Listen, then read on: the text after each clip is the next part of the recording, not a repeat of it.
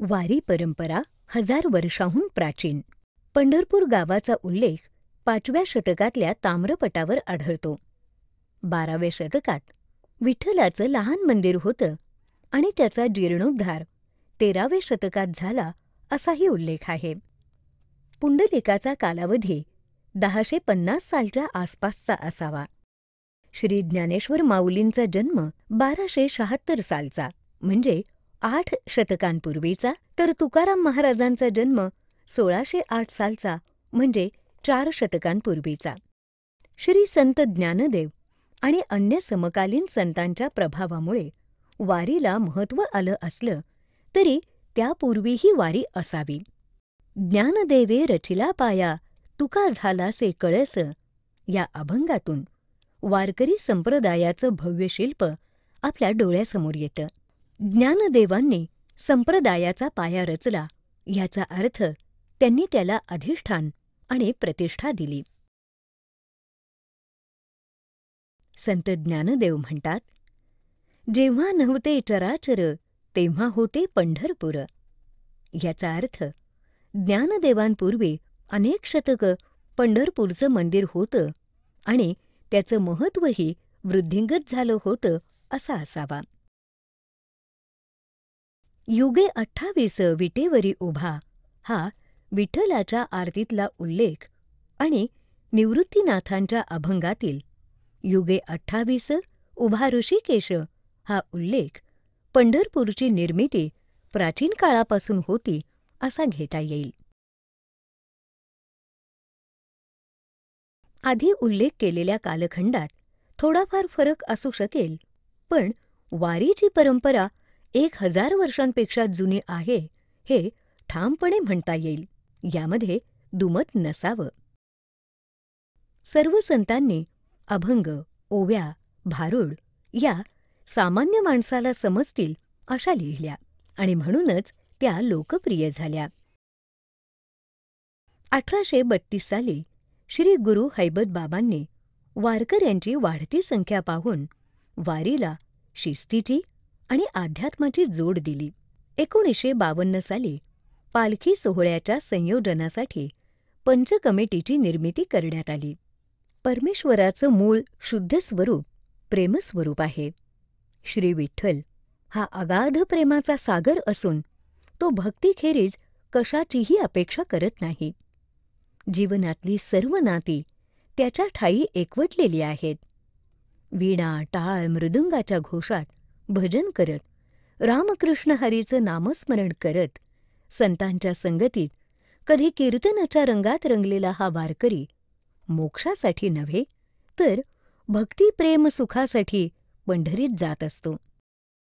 1000 वर्षांपूर्वीची ही वारीची संकल्पना 21व्या शतकातही तितकीच लोकप्रिय आहे. मानवी जीवनात परमेश्वर प्रेमाची अनुभूती घेऊन जीवन खऱ्या अर्थानं समृद्ध आणि संपन्न कसं करावं हे सांगणारा हा सामान्य जनांसाठीचा सोपा मार्ग आहे आणि वारी हा त्याचा आचार धर्म आहे. श्री ज्ञानेश्वर माऊली सन 1276.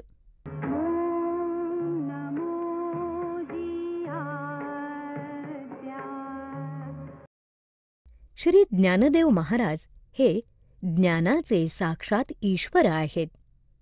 अवतार पांडुरंग असं त्यांचं वर्णन आहे. त्यांचा जन्म 1276 साली झाला. वयाच्या केवळ 12व्या वर्षी त्यांनी रेड्यामुखी वेद वदवले. श्री चांगदेवासारख्या योग्यासाठी वयाच्या 20व्या वर्षी भिंत चालवली. वयाच्या 15व्या वर्षी आबालवृद्धांसाठी, शिक्षितांसाठी, अशिक्षितांसाठी सोप्या शब्दात श्री ज्ञानेश्वरीसारखा अनमोल ग्रंथ त्यांनी लिहिला. त्यांनी जडजीवांसाठी अमृतानुभव लिहिला. भोळ्या भाबड्या लोकांसाठी हरिपाठ लिहून त्यांच्या कल्याणाचा मार्ग मोकळा केला.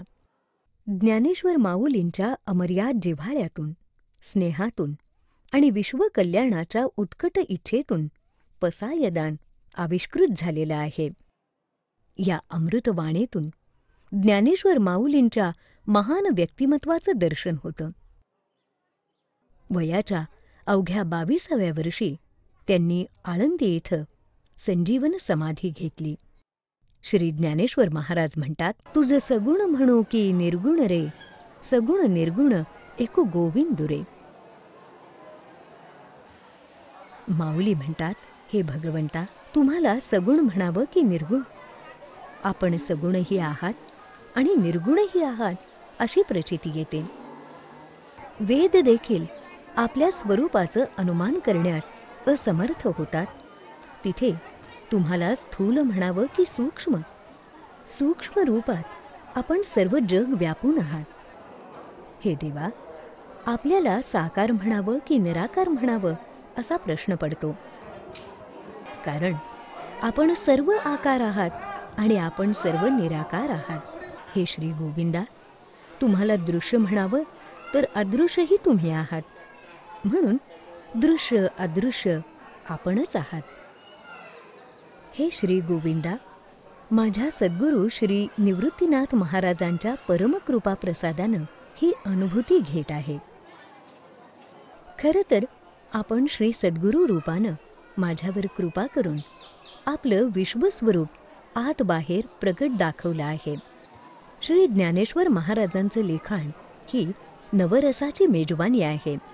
त्यात सूक्ष्मतम भावदर्शन आहे, सखोल श्रद्धा आहे, जगाबद्दल अत्यंत कणव आहे.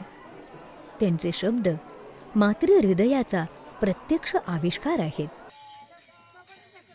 त्यांचं तत्वज्ञान साचेबंद नाही, ते प्रवाही आहे. ते ज्ञानांचे साक्षात ईश्वर अवतार पांडुरंग आहेत. त्यांच्या सर्व वाङ्मयात माधुर्य, मांगल्य, चातुर्य, न्याय, मुक्ती आणि भक्ती ओतप्रोत भरलेली आहे. ती जगाची माऊली आहे. योग, भक्ती, ज्ञान आणि कर्म या सर्वांचा समावेश श्री ज्ञानदेवांच्या वाङ्मयात आहे. श्री ज्ञानेश्वर माऊलींच्या केवळ स्मरणानं अंतःकरण शुद्ध होईल, सात्विक वृत्तीचा उत्कर्ष होईल आणि संसाराचं बंधन तुटेल असा महिमा श्री एकनाथ महाराजांसारख्या थोर संतांनी गायला आहे. मनात एवढे भाव घेऊन आळंदीत अजान वृक्ष आणि श्री ज्ञानदेवांच्या संजीवन समाधीचं भक्तिभावानं दर्शन घेतलं की भारावून जायला होतं.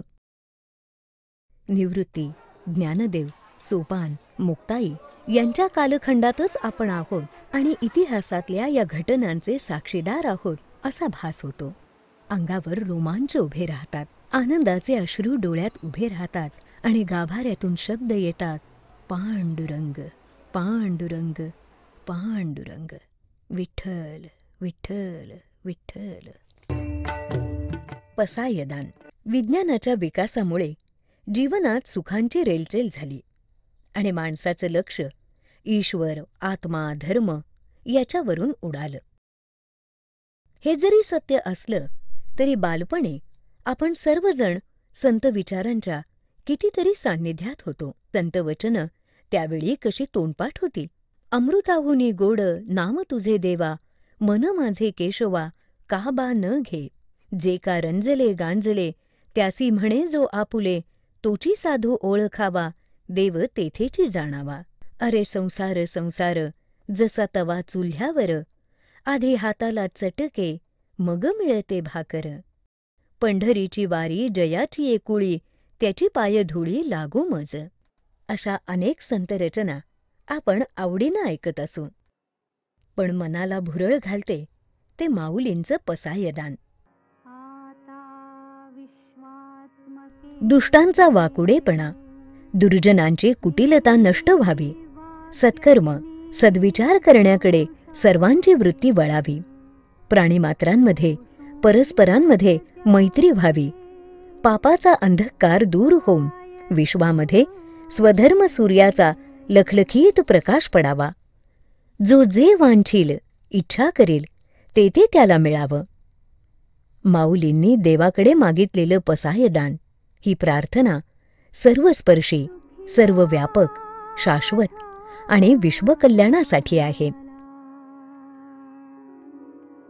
वारकरी असाच सत्कर्म, सद्विचार आणि संत विचारांनी भारलेला असतो. वारी एक आनंद यात्रा.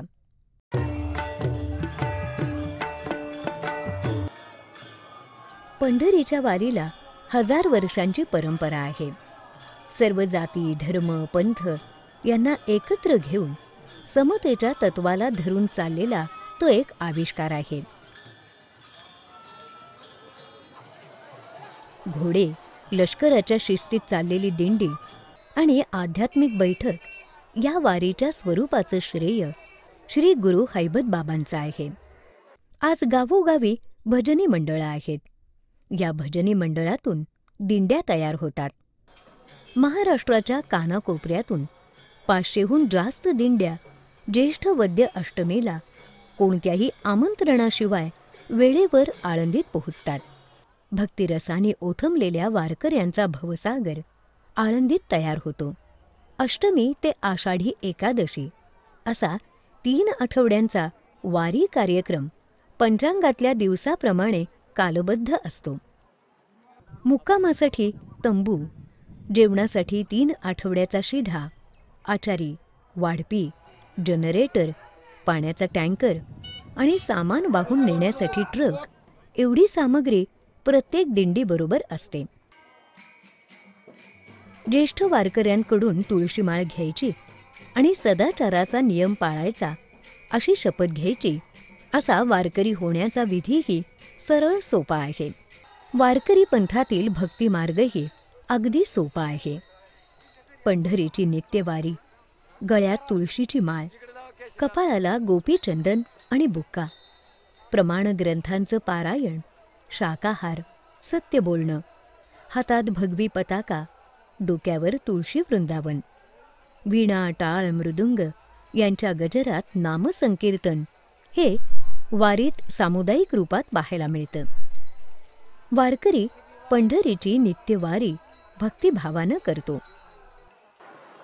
सजलेल्या रथामध्ये पालखी, देवाचे घोडे, रथापुढच्या आणि मागच्या दिंड्या, करण्यांची ललकारी, विणेकरी, टाळकरी, उंच पताका, पाण्याचा हंडा, तुळशी वृंदावन, लाल, हिरव्या, निळ्या रंगाचे वस्त्र परिधान केलेल्या महिला आणि पांढरे शुभ्र कपडे परिधान केलेले पुरुष, लष्करी कवायतीप्रमाणे दिंडीची चाल, सभोवताली शेती, लांब क्षितिजावर टेकड्या, अधूनमधून पावसाचा शिडकावा, आकाशातलं इंद्रधनुष्य, रंगीबेरंगी साड्यांचं वाऱ्यावर लहरणं, दिंडीत म्हणत असलेले अभंग, ज्ञानोबा माऊली टाळ मृदुंगातील जल्लोष, एक अवर्णनीय आनंद यात्रा. हा वारीचा देखावा कितीही पाहिला, अनुभवला तरी मनाची तृप्ती होत नाही. एका मुक्कामापासून लवकर सकाळी निघायचं आणि दुसऱ्या मुक्कामाकडे वाटचाल करायची आणि 260 किलोमीटर नाचत अभंग गात पंढरपूर गाठायचं. पंढरीत वारकरी आणि विठ्ठल यांची समोरासमोर भेट आहे. इथं नवसायास नाहीत, देणं घेणं नाही. विठ्ठलाला केवळ तुळशी अर्पण करायच्या असतात. लिखित ओव्या शिक्षित वर्गासाठी आणि मौखिक साधन निरक्षर, शोषित, पीडित, गरीब जनतेसाठी. असंख्य ओव्या सामान्य माणसाला समजतील अशा सोप्या भाषेत असल्यानं त्या समाजात लोकप्रिय झाल्या आहेत. सामुदायिक भक्तीचा पुरस्कार आणि समाजाचं रंजन करीत असताना ज्ञानाचं जतन आणि विकास यामुळे सामाजिक परिवर्तनाच्या दृष्टिकोनातून वारीचं महत्त्व अनन्यसाधारण आहे.